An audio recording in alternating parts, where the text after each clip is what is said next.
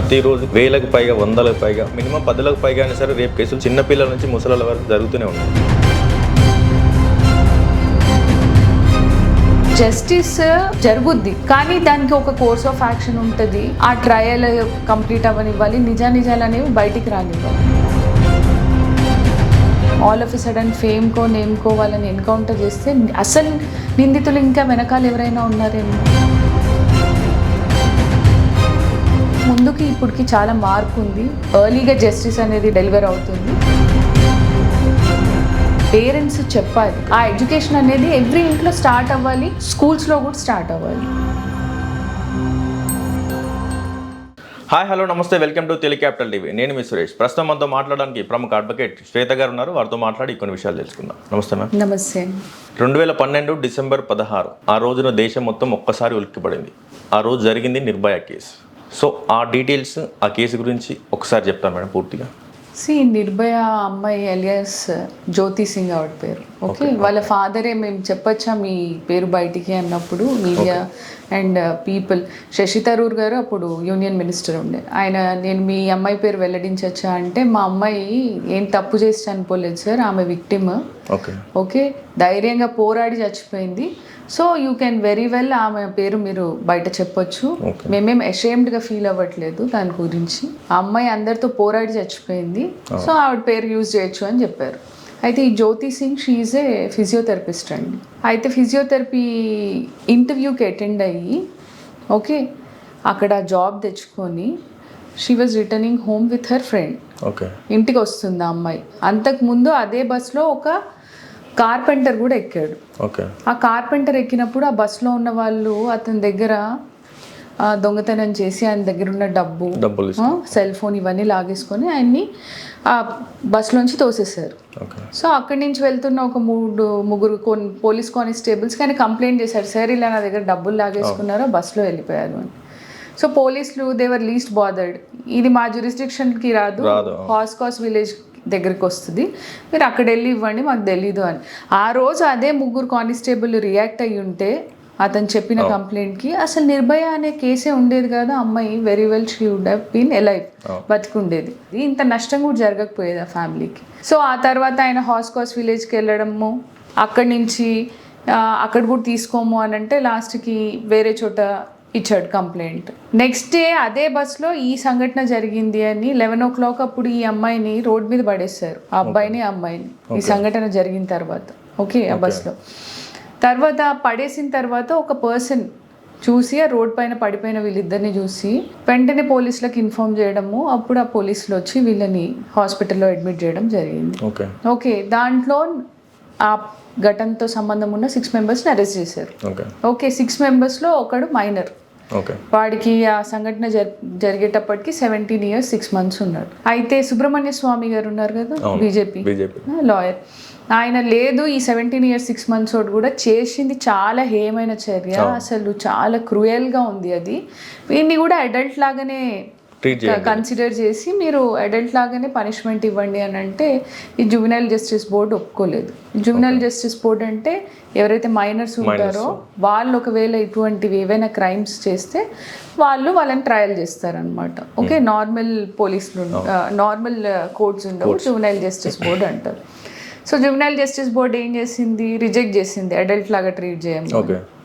ఆయనకు ఒక 3 years imprisonment వేశారు, వాడిని వదిలేశారు 3 years తర్వాత.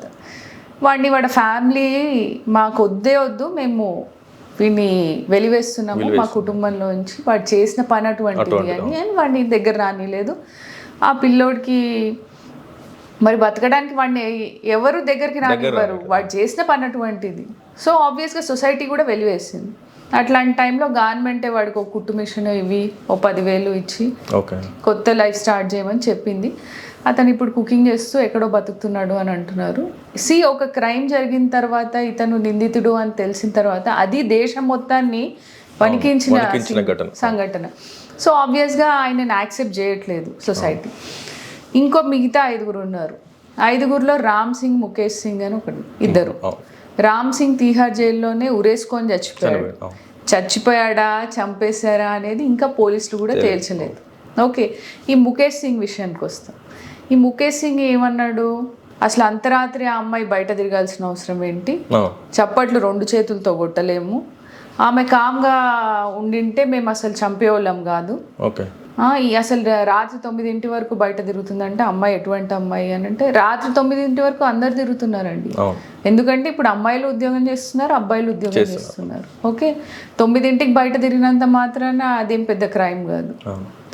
గాంధీజీ మనకు చెప్పాడు, మనకి ఇండిపెండెన్స్ ఎప్పుడు వస్తుంది అని అంటే అర్ధరాత్రి అమ్మాయిలు బయట తిరుగుతారు.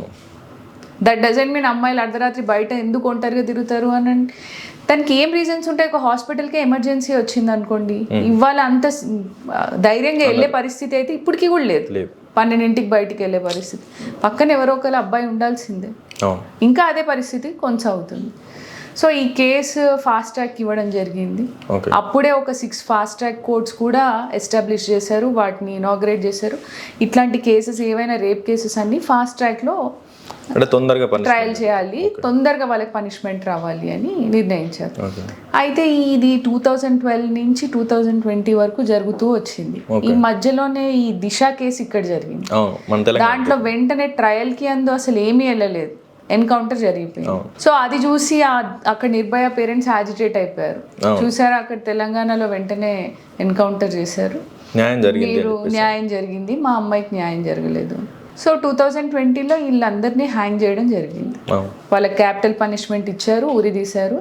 ఆ ఒక్క మైనర్ అబ్బాయి తప్ప మిగతా అందరూ ఎవరైతే రెస్పాన్సిబుల్ ఉన్నారో మిగతా 5 అందరూ చచ్చిపోయారు.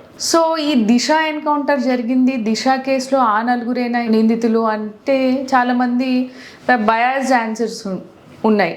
ఎందుకంటే అది కేసు ట్రయల్కి రాలేదు, ఎవిడెన్సెస్ నిజాలు ఇంకెవరైనా అసలు వాళ్ళు ఉన్నారా వెనకాల అనేది తెలియలేదు.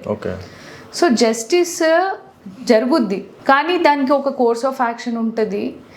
ఆ ట్రయల్ కంప్లీట్ అవ్వనివ్వాలి, నిజాలు అనేవి బయటికి రానివ్వాలి. మోస్ట్ ఆఫ్ ది పీపుల్ ఏమనుకుంటారు అని అంటే జస్టిస్ చాలా డిలే అవుతుంది, కోర్టులలో కేసులు సంవత్సరాల తరబడి సాగుతున్నాయి అని అంటే, ఇప్పుడు లోవర్ కోర్టులో జరుగుద్దండి. దాని తర్వాత వాళ్ళకి ఎవ్రీ రైట్ ఉంటుంది అప్పీల్ వెళ్ళడానికి. అక్కడి నుంచి మళ్ళీ సుప్రీం కోర్టుకి అప్పీల్, రిజెక్ట్ అయిన వెంటనే వాళ్ళకి పనిష్మెంట్ ముందు ఏదైతే ఉందో అదే జరిగింది నిర్భయ కేసులో. కాకపోతే ఒక 8 years జరిగింది కేసు, కానీ ఆ అమ్మాయికి న్యాయం అయితే జరిగింది. దట్ డజంట్ మీన్ న్యాయం జరిగిందని అంటూ మనం ఆ అమ్మాయిని అయితే తిరిగి తీసుకురాలేము. ఆమెకి ఏదైతే పెయిన్ తను అనుభవించిందో అది మనకు తెలీదు, అది ఎంత ఇంటెన్స్ పెయిన్ ఆ తల్లికి తెలుస్తుంది. ఓకే, సో ఇట్లాంటి కేసెస్ వచ్చినప్పుడు ఏం చేయాలి అని అంటే ట్రయల్ అనేది జరగనివ్వాలి. ఆల్ ఆఫ్ ఎ సడన్ ఫేమ్కో నేమ్కో వాళ్ళని ఎన్కౌంటర్ చేస్తే అసలు నిందితులు ఇంకా వెనకాల ఎవరైనా ఉన్నారేమో మనకు తెలియదు. ఎందుకు ఇలా అంటున్నానంటే, ఇప్పుడు కోల్కతా కేసు ఉంది, ఆ సంజయ్ రాయ్ని మొన్న ట్రయల్కి తీసుకొచ్చారు. వాడు గట్టిగా అరుస్తూ ఉన్నాడు, అసలు నిందితులు ఉన్నారు, నన్ను ఒక్కడనే ముందేస్తున్నారు, అసలు వాళ్ళు తెలుసు వాళ్ళు ఎక్కడ దాక్కున్నారో ఏంటో అని. ఆ ప్రిన్సిపల్ ఉన్నాడు, కాలేజ్ ప్రిన్సిపల్ సందీప్ జోషి. ఈ సందీప్ జోషి పైన crores of ED cases, money laundering cases లో ఇన్వాల్వ్ అయి ఉన్నాడు. ఇప్పుడు సిబిఐ మొన్న ఆ రిపోర్ట్ కూడా ఈ కేసులో సబ్మిట్ చేసింది. అంటే ఆ అమ్మాయి ఏదైతే రేపు మర్డర్ జరిగిందో ఏదో చాలా పెద్ద విషయాన్ని దాచుంచడానికి, కర్బ్ చేయడానికి, ఫ్యాక్ట్స్ నిజాలు కప్పిపుచ్చడానికి చంపేశారు. అందులో ఎంతమంది ఉన్నారు అనేది ఇంకా తెలియలేదు. సిబిఐ ఇన్వెస్టిగేషన్ రిపోర్ట్ అయితే సబ్మిట్ చేసింది, అవి దాంట్లో ఏమున్నాయి అనేది ఇంకా బయటికి రాలేదు, ఎందుకంటే కేసు ట్రయల్లో ఉంది కాబట్టి. సో ఆ అమ్మాయికి కూడా న్యాయం జరుగుతుంది అని అనుకోవాలి. ఎవ్రీ టైమ్ ఇలాంటి ఇన్సిడెంట్ జరిగిన ప్రతిసారి పోలీసుల అలసత్వము, గవర్నమెంట్ ఏం చేయలేదు.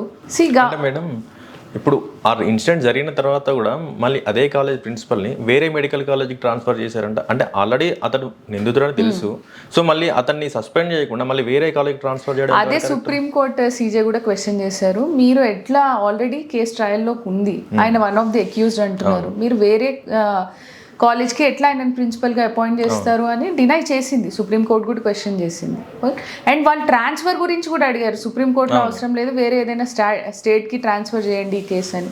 సుప్రీంకోర్టు డైరెక్ట్ రిఫ్యూజ్ చేసేసింది, లేదు ఇక్కడే జరగాలి, ఎవ్రీడే ట్రయల్ జరుగుతుంది అని కరాఖండిగా చెప్పారు. ఫాస్ట్ ట్రాక్ కోర్ట్స్ అనేవి అపాయింట్ అవుతున్నాయి, చాలా ముందుకి ఇప్పటికి చాలా మార్పు ఉంది, ఎర్లీగా జస్టిస్ అనేది డెలివర్ అవుతుంది.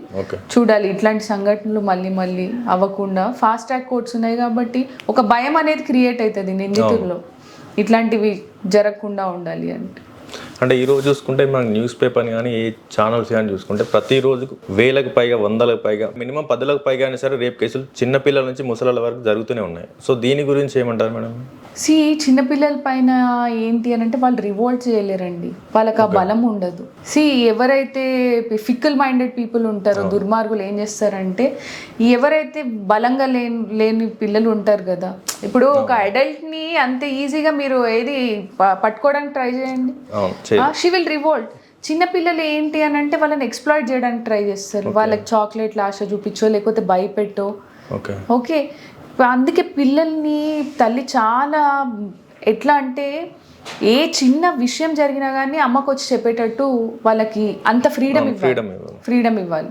సో ఇట్లాంటివి ఇప్పుడు ఇంట్లోనే ఒక నిందితుడు ఉన్నాడు అనుకోండి, అసలు వాడు మంచిగా మన మధ్యలోనే మేకవన్న పులిలాగా తిరుగుతున్నాడు అనుకోండి, గుర్తుపట్టలేం మనం. ఒక సేయింగ్ ఉంది కదా, ఇంట్లో దొంగని ఈశ్వరుడైనా పట్టుకోలేడు అని. సో వీళ్ళు ఎట్లా అంటే నైసెస్ట్ పీపుల్ లాగా ఉంటారు, వీళ్ళంత మంచోళ్ళు ఎవరు లేరు అని, వీడా అసలు ఇటువంటి పని చేసింది అని నమ్మలేని టైమ్సే చాలా సార్లు ఉంటాయి, పైకి అలా బిహేవ్ చేస్తూ ఉంటారు. సో ఈ అవేర్నెస్ రావాలి, పేరెంట్స్ చెప్పాలి పిల్లలకి, నాన్న బ్యాడ్ టచ్ అంటే ఏంటి, గుడ్ టచ్ అంటే ఏంటి, మిమ్మల్ని ఎవరైనా భయపెట్టినా, మీకు అనవసరంగా చాక్లెట్లు ఇచ్చి మిమ్మల్ని ఎక్స్ప్లాయిట్ చేయడానికి ట్రై చేసినా మీరు నాతో వెంటనే షేర్ చేసుకోవాలి, అమ్మకో నాన్నకో అని చెప్పాలి. ఆ ఎడ్యుకేషన్ అనేది ఎవ్రీ ఇంట్లో స్టార్ట్ అవ్వాలి, స్కూల్స్లో కూడా స్టార్ట్ అవ్వాలి. కొంచెం కొంచెంగా మనమే మార్పు తెచ్చుకోవాలండి. ఎవ్రీ టైం గవర్నమెంట్ మీదనో లేకపోతే పోలీసుల మీదనో బ్లేమ్ చేయలేము. ఓకే, మనని ఫస్ట్ ప్రొటెక్ట్ చేసుకోవాలి, ఆ తర్వాత వాళ్ళు డెఫినెట్గా మనల్ని ప్రొటెక్ట్ చేస్తారు. ఓకే, చాలా థ్యాంక్ యూ మేడం, ఈ కేసు గురించి తెలియని చాలా విషయాలు మాకు అందించారు. Thank you so much. Thank you అండి.